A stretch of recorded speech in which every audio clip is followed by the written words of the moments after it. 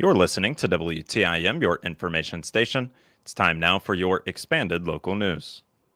The Taylorville Park District has kept their schedule busy while managing multiple projects. Coming off an eventful Easter egg hunt and pickleball clinic, the Park District is gearing up for a summer full of concerts and events. The Manors Park Pool project is out for bid, and fundraising has begun for the Janes Park tennis courts to be used by Taylorville tennis teams. Jessica Franks, Recreation Director with the Taylorville Park District, talks about the fundraising that's already been given and the end goal that is in mind for the project. We are up to $12,390. So we raised that in a little over a month, just getting started. So we had a fundraiser dinner, and then the rest of it is all just community donors. So I've started, sending letters out to different people in the community and stuff to see about getting help with that. I'm working with a company that, or not a company, but an organization that does grants for it. So I'm going to try to get a large portion of it paid for by grant. And if all of that stuff works out and we continue to get, the community's involvement in it, it's something that we'll for sure be able to get accomplished. So. Goal was 240, 230? It's about, 233 was one of the estimates. So we just said 240 to be safe. And if we end up with extra, there's lighting and stuff like that we could always add in that is not added in right now. So we could add stuff like that if we had extra. But as for the Manors Park Pool project, things are starting to move. Bidding ended yesterday, May 21st, and the park board will announce the bid winners at their next monthly meeting. Yes. Well, last week we had what they call a pre-bid meeting. And so we had 8 or 9 different contractors that came in to review the project, review the site, and then they could decide if they want to bid on the projects. So that closes on the 21st of this month. And so then all the bids will be open that day. And on the next board meeting, I think it's the 27th, the Tuesday after Memorial Day, that's when we'll announce the winning bid for the pool. So it could be just one person that bids on all 3 segments, or it could be 3 different people. But we'll find out then. Then we'll have, an idea of what the bid amount was, their timelines and everything like that. So everything's moving along just like it's supposed to. And each one of the communities gets evaluated by the pool, the architect company, the people that did all the design work. So they've already started, people that were seriously inquiring in it, they've already started checking on, all their certifications and license and bonds and all this kind of stuff. So they do a lot of the background checking and things like that before, and then they will present us with who they feel is the best option. And then the board collectively will decide if that's what they agree to or if they would rather go with somebody else. Franks explains that there will still be opportunity for the pool project to employ local contractors for the work that is needed.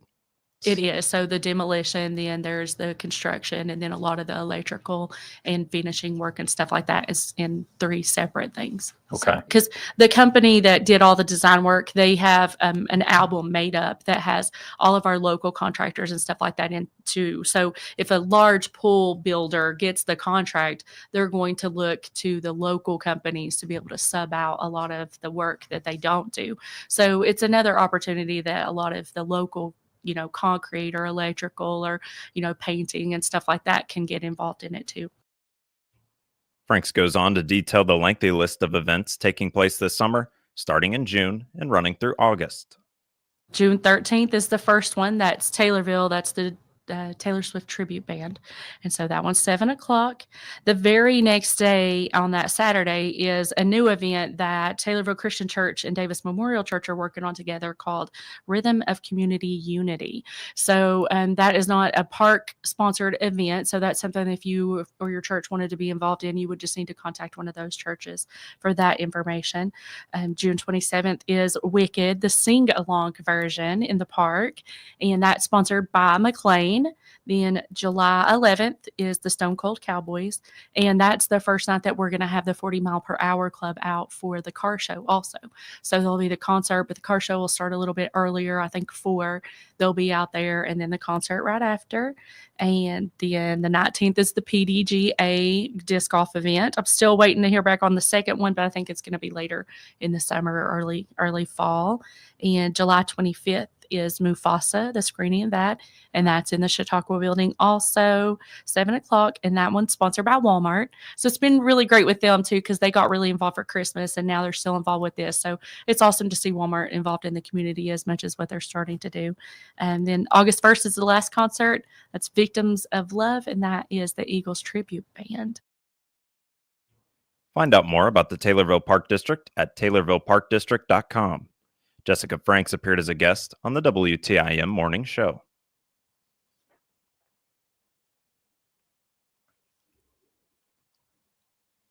The Nokomis Farmers Market will set up at a new location this year. The change comes under the new management of the Newcomis Community Organization. The twice-weekly markets will now take place at Fred B. Johnson Memorial Park in the downtown area. They will happen every Wednesday and Saturday from May 14th to October 15th, with just one exception of July 30th. Special events are planned for this year as well. June 7th is set to be the Breakfast with Beer Bellies event on South Spruce Street. There will also be live music at some Wednesday markets. Carrie Lee will perform at the first market on May 14th. Then the Trailblazers follow on July 2nd. The Molly Seaton Band has 5 concerts that are planned, with the scheduled dates being June 4th, July 9th, August 13th, September 3rd, and October 1st. More information on the Nokomis Farmers Market can be found by contacting Newcomis at newcomisevents@gmail.com.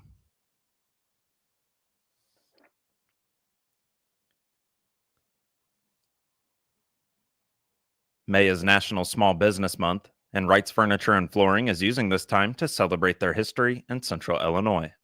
John Wright is the president of the company and says they are proud of how far they have come, and adds this is thanks to the community's support. Wright's Furniture and Flooring has served the community for 136 years.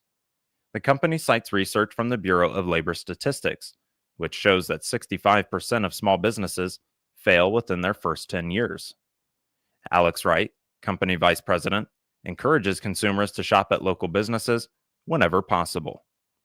Wright adds, this benefits not only the business itself, but also the community as a whole. Wright's Furniture and Flooring has locations in Taylorville, Effingham, Dietrich, and in Robinson. This will conclude the first portion of your expanded local news, which is brought to you by First National Bank in Taylorville. Have you ever considered changing banks? Hi, I'm Mackenzie, Universal Banker at First National Bank in Taylorville. I talk to people all the time who say they've thought about switching banks, but they're not sure how to start. My answer, it's never been easier. At FNBT, our friendly staff will confidently answer your questions, making your decision to switch easier than ever. FNBT has been a part of this community for nearly 70 years, and we're not going anywhere. First, every time, that's more than a slogan, it's how we take care of people. Come see me, and I'll help make your switch simple. First National Bank in Taylorville, member FDIC. South Fork schools are excited to present their 2025 senior class with their graduation ceremony set for this Friday. On Wednesday night, South Fork held their 8th grade promotion, a tradition of celebrating students successfully advancing to their high school years. With the school year now complete, the attention turns to improving curriculum and projects that are scheduled for the summer. South Fork School Superintendent Chris Clark talks about their commencement ceremony and their 8th grade promotion. It's upon us today, actually just leaving the building, the last day with kids today for the district. So we do have a Teacher Institute Day tomorrow for teachers to kind of close out the year and get everything done that they need to do to prepare to come back to have a great year next year. But we do have 8th grade promotion tonight. So congratulations to those 8th graders that are going to be moving on and moving up into the high school. With that, that's a great honor that they're going to have. And then Friday night, we'll be honoring our seniors for all their hard work throughout the time at South Fork and having a great graduation, hopefully, for it. We look forward to a good ceremony. Kids obviously getting scholarships, awards, recognizing, academic achievements with some presidential awards, different things like that. And I know Mr. Grohl does a great job setting all that up and getting that going. And it's just a great experience for the kids and their families for sure on Friday night. Along with the graduating seniors that are leaving the district, Kelly DeLacus, former South Fork School Board president, has also now retired. Clark talks the May board meeting and the public's participation in it. Actually, last night was our May board meeting. We actually set a new board. We had Kelly Delacus in here last time with us. You know, we honored her last night at the board meeting with, sending her away. And we did establish a new school board, and we're looking forward to some great things with the new established school board. I know at last night's meeting we had a group of our school improvement team, which was made up of teachers at both elementary and junior high school levels. They come in and presented some new curriculum that we're looking at that they've worked hard all year to kind of narrow it down to which steps they wanted to go with it. So it's always good. I know we had a large amount of students at the school board meeting for just honoring students for Students of the Month. Okay. Recognized with it. It was great turnout. It's always nice when you have an audience out there in the school board seeing what's going on in the school district and everything. So we like that active participation and getting people there and involved in it. Curriculum is also changing for all grade levels. South Fork schools will be making this change prior to the next school year kicking off. I want to applaud our junior, senior high, elementary school improvement teams and all the teachers that took part in it. We will be implementing a new K-12 math curriculum next year as we roll in, and that kind of phases out all of our curriculum. We, in the past 3 years, we've ELA everything at the junior, senior high in the math, all that stuff. It's all brand new curriculum that we have, so we're up to date with that. Our instruction, I think we got some very strong teachers. To be successful in schooling, there's two things, the curriculum and the instruction that can affect it. And I think now we have top-notch instruction and we have curriculum to go along with that. So the sky is the limit for us to continue to improve and grow. And I can't speak more enough about our administrators, Ms. Rogers, Mr. Grohl, and their leadership teams that work so hard to make sure we're doing what we can do, looking at data, how we can improve things and do right by these kids and give them every opportunity to be successful. Clark goes on to share a few of the many projects that are scheduled for this summer.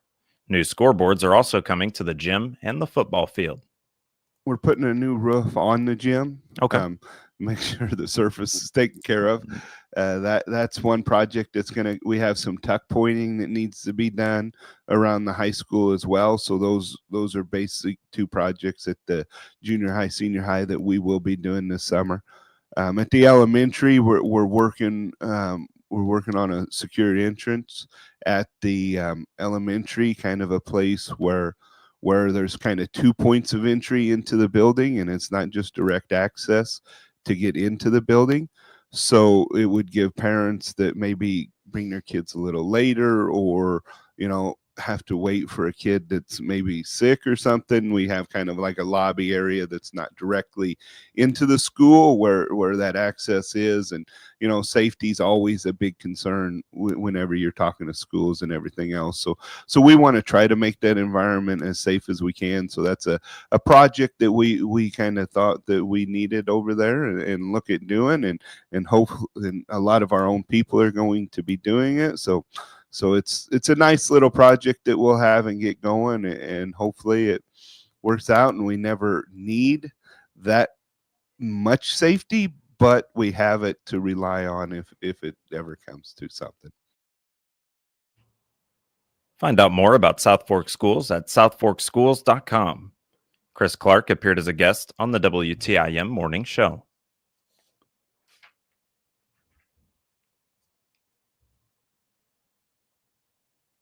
Taylorville Memorial Hospital is bringing back a popular Safe Sitter course this summer. It's designed to give adolescents the confidence and skills to be effective and safe babysitters.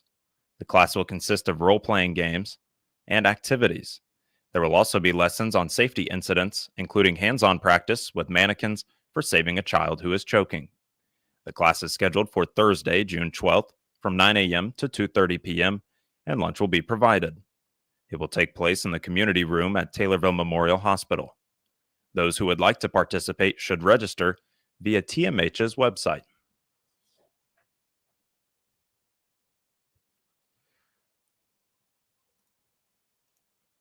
A new state FFA officer team will be selected next month. Former state FFA Secretary Haley Bodie has advice for those 10 finalists.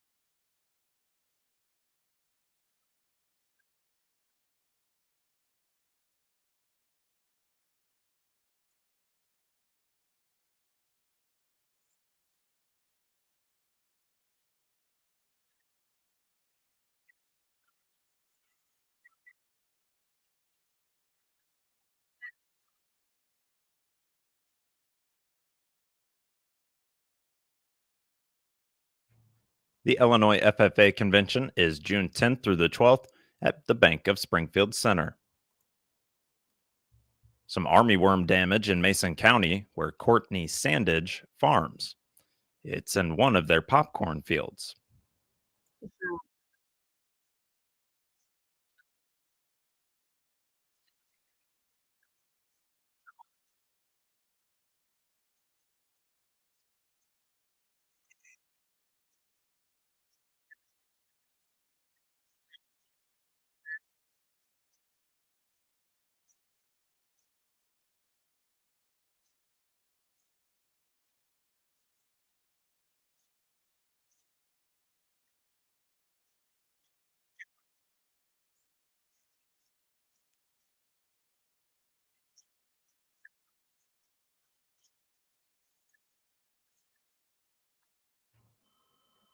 In addition to corn and soybeans, they also grow green beans at Sandage Farms.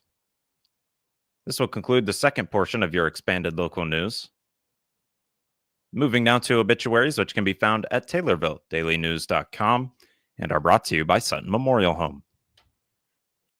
This is Chad Sparks. When a loved one passes, grieving family members and friends often are confronted with dozens of decisions about the funeral arrangements. Sutton Memorial Homes in Taylorville and Nokomis have been helping families in the area for over 55 years with these often difficult decisions.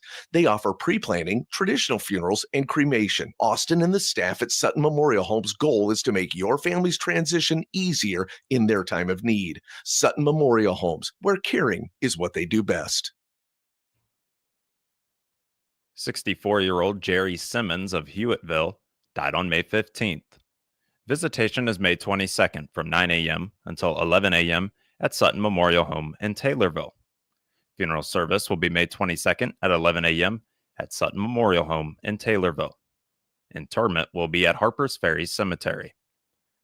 Funeral arrangements are being handled by Sutton Memorial Home in Taylorville.